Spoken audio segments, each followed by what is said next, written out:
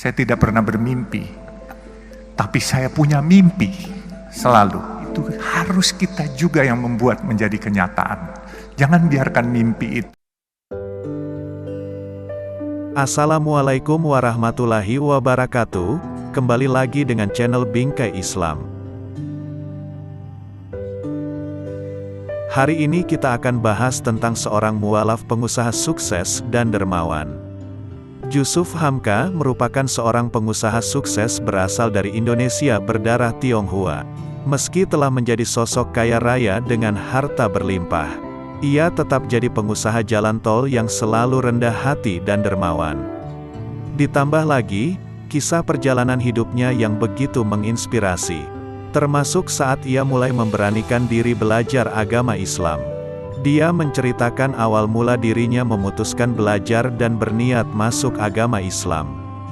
Saat itu dia bertemu langsung dengan ulama besar, Buya Hamka, yang kemudian mengangkatnya menjadi anak. Awalnya dia mengatakan mau masuk Islam kepada Buya Hamka. Namun, dia berniat esok hari masuk Islam. Sontak Buya Hamka langsung memintanya membaca syahadat saat itu juga. Buya tak mau menunda hingga esok. Pria yang terlahir dengan nama asli Alun Joseph itu mengaku sangat bahagia bisa menjadi bagian keluarga Buya Hamka. Bahkan dia sampai diberi nama Islam, yaitu Jusuf Hamka. Ada sebuah pesan yang dipegang teguh oleh Jusuf dari mendiang Buya Hamka. Buya meminta Jusuf untuk menyebarkan kebaikan Islam pada teman-teman sesama keturunan Tionghoa. Diketahui, etnis Tionghoa dulu banyak yang beragama Islam. Mereka juga menjadi penyebar Islam ke berbagai belahan dunia. Salah satu yang paling terkenal adalah Panglima Perang China, Laksamana Cheng Ho. Ketertarikan dan kemantapan Jusuf Hamka mempelajari Islam juga disebabkan kisah masa lalu dari China. Jusuf mengatakan sebenarnya dirinya sudah ingin masuk ke agama Islam sejak lama. Namun ada ketakutan dan keraguan dengan keluarga.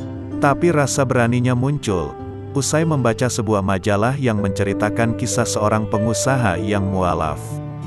Saat masih kecil Jusuf Hamka sudah hidup di perkampungan kecil. Banyak temannya yang berasal dari agama Islam dan kerap diminta orang tuanya untuk salat dulu baru boleh main. Rasa penasaran muncul pada diri Jusuf pada agama Islam. Sejak kecil, Jusuf telah ditempa dengan kehidupan pas-pasan. Terbiasa dengan rutinitas berjualan keliling setiap pulang sekolah. Jusuf menceritakan pada tahun 1986 ia memulai bekerja di bidang konstruksi jalanan sebagai seorang sopir biasa. Pekerjaan yang dilakoninya selama 3 tahun berlokasi di Samarinda, Kalimantan Timur. Pria yang memutuskan menjadi mualaf itu terlihat hidup sederhana bersama keluarga kecilnya. Pekerjaannya kala itu hanya mampu menghasilkan pendapatan sebanyak Rp750.000 dalam 1 bulan. Atas kerja kerasnya meraih kesuksesan, Jusuf Hamka kini berhasil menjadi seorang bos jalan tol dan dipercaya menjadi pengelola di kawasan Jakarta, Jawa Barat, dan Jawa Timur. Dulu hanya bergaji kecil dan hidup penuh kesederhanaan. Kini Jusuf Hamka mampu mengelola sejumlah proyek pekerjaan hingga mencapai biaya Rp25 triliun. Jusuf Hamka kini bisa mendirikan Masjid Baba Alun Desari yang terletak di pinggir tol Depok Antasari. Bentuk masjid berarsitektur oriental itu menjadi daya tarik bagi masyarakat sekitar maupun pendatang dari luar kota. Kini Jusuf Hamka telah membangun 3 masjid sejak tahun 2017. Ia bercita-cita ingin membangun 1000 masjid. Namun ia sadar bahwa usianya tidak lagi muda karena untuk mewujudkan cita-cita tersebut perlu waktu yang sangat panjang. Untuk mengatasinya, ia mewujudkannya lewat program renovasi masjid jika memang ada yang memintanya melakukan.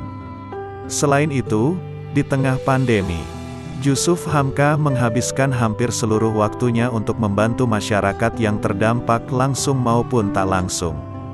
Sehari-hari dia menyiapkan 1000 nasi bungkus nasi kuning bagi masyarakat, dan membagikan sembako dari pintu ke pintu.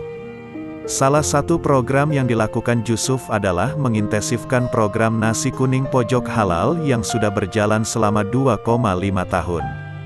Nasi kuning tersebut dijual dengan harga Rp3.000. Selain itu, dia juga menjual sembako yang nilainya Rp25.000 dengan harga Rp5.000. Semoga kisah ini bisa kita ambil hikmahnya. Wallahu alam bitsawab. Terima kasih sudah mendengar ulasannya. Jangan lupa sukai video ini dan subscribe dan komen. Bagikan video ini, semoga bermanfaat.